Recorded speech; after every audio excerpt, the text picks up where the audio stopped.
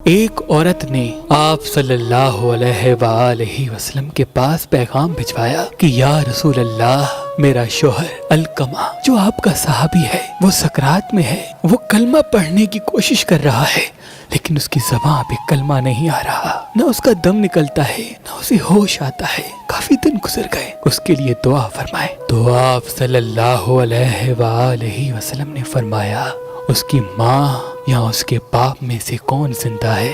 پیغام آیا اس کی ماں زندہ ہے۔ آپ صلی اللہ علیہ وآلہ وسلم نے کہا اس کی ماں کو کہو کہ میرے پاس آئے۔ جیسے ہی اس عورت کو یہ پتا چلا کہ اللہ کے رسول نے اسے یاد کیا ہے، وہ بوڑھی ماں دوڑتی آپ صلی اللہ علیہ وآلہ وسلم کی خدمت میں آ پہنچی، دست ادب کو جوڑ کے عرض کرنے لگی، یا رسول اللہ، آپ نے مجھے یاد کیا؟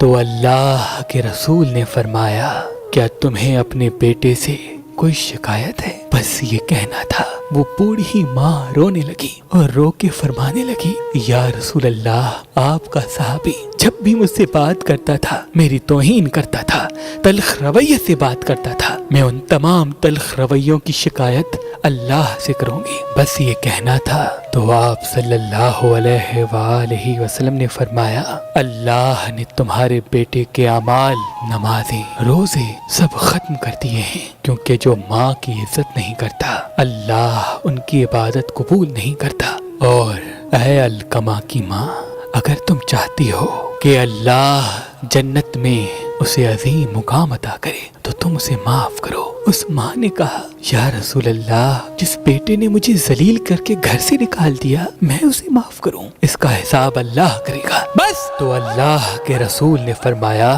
بلال جاؤ لکڑیاں جمع کرو اور اس ماں کے نافرمان کو جلا دو۔ تو اس بوڑھی ماں نے دست ادب کو جوڑ کے عرض کیا، یا رسول اللہ، میرے بچے کو جلاؤ نہیں۔ تو اللہ کے محبوب نے کہا، یہ دنیا کی آگ تو کچھ نہیں، اس سے 70 گنا زیادہ عذاب دینے والی آگ تو دوزخ کی ہے جس میں تیرا بیٹا چلے گا اگر تم نے اسے معاف نہیں کیا۔ وہ رو رو کے کہنے لگی، یا رسول اللہ، میں نے اپنے بیٹے کو معاف کیا۔ بس اس ماں کا معاف کرنا تھا تو ادھر اللہ کے رسول کے صحابی کے لبوں پہ لا الہ الا اللہ محمد الرسول اللہ کا کلمہ آ گیا اور فرشتہ موت نے اس کی روح قبض کر لی۔ پھر اس کی نماز رسول اللہ نے پڑھوائی، اپنے ہاتھوں سے تدفین کیا اور کہا، جو اپنی ماں کا نافرمان ہے اس پہ اللہ کے فرشتے، سورج، چاند، ستارے، زمین اور اللہ خود